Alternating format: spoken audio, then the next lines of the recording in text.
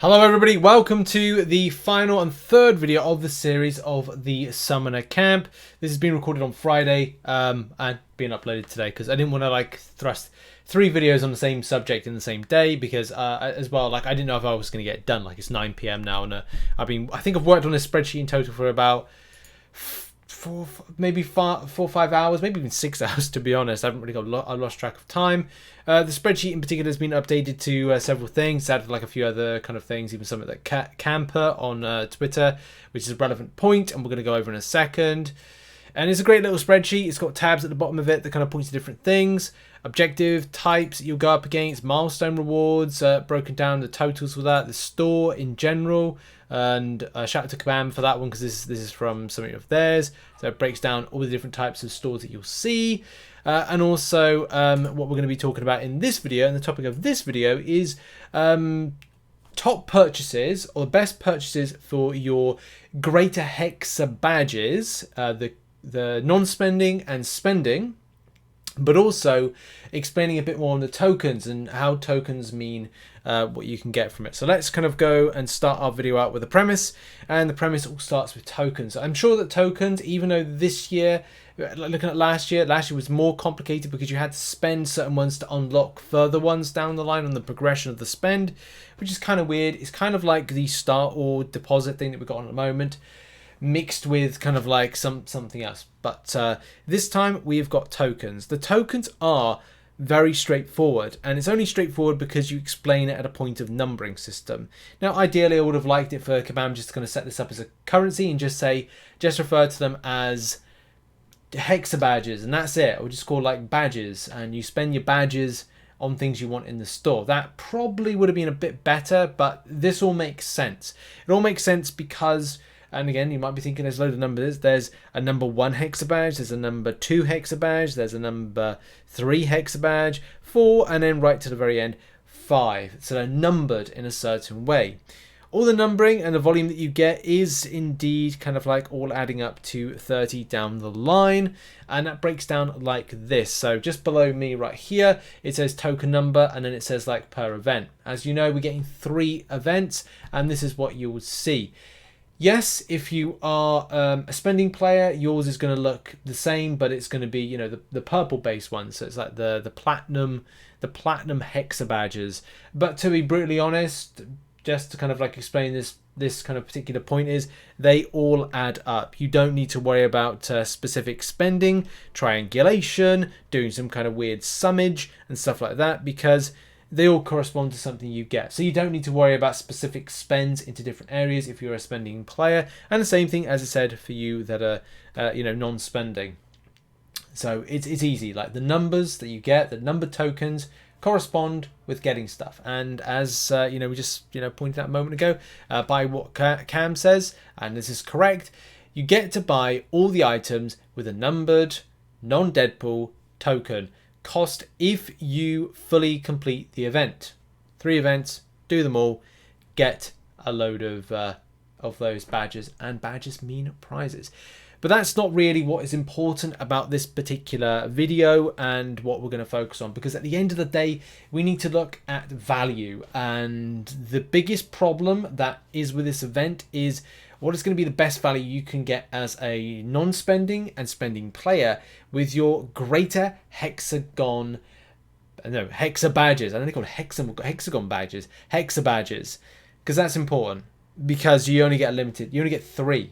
So you get 3 if you're non-spending, you get 3 to choose from, and if you're spending, you get 3 as well. You get double the store, but there's some big differences between the value of stuff for the spending than there is with the non-spending. But there's still some stuff to kind of find of value, and we're going to break down some uncollected, Conqueror, Cavalier, and Thronebreaker decent purchases based on my own opinion, but as well based on value. And let's be real and have a look at some value on things. So you can check out the spreadsheet, which has a breakdown of all the things that we're going to basically talk about, but I'm going to be kind of referring more to the in-game stuff as we go through, because I need to kind of compare with other things. Right, let's start off. First of all, let's start with the Awakening Gem bundle. This is something that is available for players that are uncollected and above. This particular bundle, I don't actually recommend. The reason I say that is that on a monthly basis, you'll be picking up things like, I mean, this month, if you go to the Valkyrie store, I think there's a 5-star Awakening Gem bundle on offer. There's a 5-star Awakening Gem on offer. If there's not, there's always month in, month out ones available. I think actually it's in the it's in the store, in the start or kind of like area to grab. Either way, the point I'm going to get to with this is that there will be value elsewhere, and sometimes you don't need... There it is, 5-star Awakening Gem. Yes, it is specific. It's specific in Mutant for some reason, whatever that is. Yeah, you can just like... You can go anywhere else to grab this particular stuff if you're then kind of thinking, oh, I don't... Well, it's not really worth spending your greater platinum thingy jobs there. When it comes to dual class, I sort of recommend this. I do and I don't. These are the ones you got in Realm of Legends, but I do say with this one, because it's RNG and there's a larger pool with it and it's not a Nexus, in my personal opinion, I'm not really interested in it. I'm not vibing with it. I don't think it's particularly great. The same thing when it comes to the tier 5 CC. Like if you're really close to like having a 50% pot luck of something, then go for it. But you're in a 1 in 6 chance of getting the class that you want.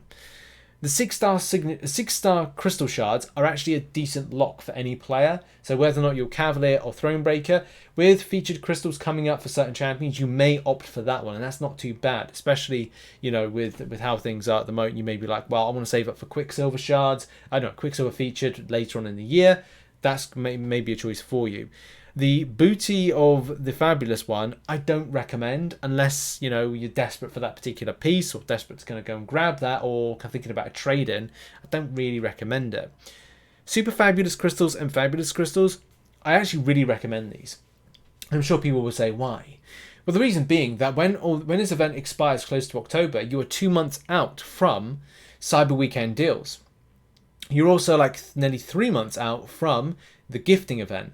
And that's important to consider, like, if you pick up, like, I don't know, 300 units, which is possible from those 3 crystals, then you might be in a better shoe-in and better place to kind of, like, you know, that's 1 greater gifting crystal. Or that's, you know, extra bit of units towards, like, Cyber Weekend deals and saving up for that. And the final thing is when it comes to lower progression stuff, especially for those that are, you know, new to the game or, you know, Conqueror. If you're Conqueror and looking to get, like, say, a strong rank 5 4-star, then that may be a good opportunity for you. Sadly, the spending deal is a bit better. That's got a better version to it. But the 4-star crystals, the 3 that you get, could be really important for new players to kind of, like, get stronger champions quicker, replacing some of those 3-stars that maybe don't cut it quite as much. But now, moving on to the resort. And going on to the Mythic Nexus Awakening Gem bundle, to be honest, right, that particular bundle isn't too bad. The reason it's not too bad is from that Mythic Crystal, you may have a chance of picking up a decent enough 5-star, but also that rare chance of getting a 6-star, which could be pretty impressive and pretty nice for you. The generic 5-star Awakening Gem, again, could be, you know, good for you awakening a champion that you've wanted to awaken for a long time, or kind of look to a focus. It's pretty good for, you know, a uncollected player to pick up that. So yeah, hell yeah, you know, that's still good. It's a lot better than the non-spending one. When it comes to the other stuff though, the dual class and nexuses, again, maybe something. It's a bit better than the ones that are in the non-spending, but again, it goes down to a personal preference with that. Because you may have kind of like already got one set of stuff, you may be kind of looking as the Thronebreaker players like, oh, well, I'll just kind of like grab this as well, or, you know, I'd grab the dual class. I don't know. Like it's going to have to be down to what you need. Do you want a new champion? Do you want to put a bit of pot luck into trying to get Cosmic and try and get yourself a Hercules? Do you want to go in the mutant / skill and hope that you might get yourself a Kitty Pryde? You know, those are things that it's RNG at the end of the day, and whether or not you want dead certs of RNG, that's down to you. Same principle as before when it comes to like the other stuff mentioned. Now there's a selector, so you can literally choose with the platinum Hexabadges, the greater platinum Hexabadges, whether or not you want yourself some of the tier 5 class catalyst selector. Yeah, that's going to be down to you whether or not you want to get something ranked up or not. Super Fabulous. I need to actually check the volumes. I didn't check. Oh, yeah, it's the same kind of volumes. Okay, fine. Yeah, if you're whether or not you want to double up or triple up on the amount of the Super Fabulous, get some units. We just said the kind of reasons for that. That's there. Also, this one gets interesting for me because you got the you got the Conqueror one, which is the rank 2 to 3 5-star one. That's actually pretty good for those that are Conqueror looking to make some gains with a 5-star. You might not have a 5-star, but maybe you want to prepare for something to be ranked up. And a rank 3 on a champion could be quite nice. It could be something to kind of like save you on resources to do. So that could be a good option. And a 4-star Nexus as well for new players can be seen as like relatively, you know, better than the one previously, because you get to choose this time, as opposed to the other one where you didn't get to choose. So there's definitely a lot of improvements for those that want to spend. And you've also got the Nexuses here for Legendary and Ultimate. Nexus, I don't recommend them at all. I just think there's better stuff on offer, you know, with the 4-star one and as well onto the rank up gem. Because if you're new to the game, and you Conqueror new to the game, you get like a 4-star Nexus. No, you could just get the rank up gem. Yeah, I was just thinking that I thought the values were different. But no, like there's some really good stuff on offer for people that spend. And as I said, for non-spending, it is very limited in take-home. It may be a case if you're non-spending and Thronebreaker or anything really, you may be kind of focusing more on the future, seeing how things like Cyber Weekend deals went last year, and also seeing how July 4th deals went this year. You may be more kind of like interested to prep for the future. And yeah, those are my top recommendations of things to grab. Me personally, I'm more than likely going to go for the super fabulous crystals just to complete my or give a chance to complete my platinum pool, but also kind of save up for July 4th deal, not for July, Cyber Weekend deals, and also kind of start putting in motion of a set of units set aside for other stuff, whether or not it's another Abyss run, whether or not it's some other things as well. There's not really any new champions I need, want, or desire. So if I were to go anywhere else, I would go with the 5-star, 6-star shards and save up for a champion that goes into the featured at latter point of the year, like Quicksilver and stuff like that. But that's my recommendations of spend for this particular event. The spreadsheet is pretty much completed now, and a link to it, the updated link to it, is in the description down below, and also in the previous videos at the same time. So yeah, check everything out. We're all done, we're all dusted, and this looks like a pretty cool event that pleases some, doesn't please others, but you know, that's how Kabam are. So thanks for watching. See you all very soon. Check out some other content located on screen right now. Catch up on all 3 videos, including this one, and I'll see you in the next one whenever that be. Cheers, everybody. Bye bye.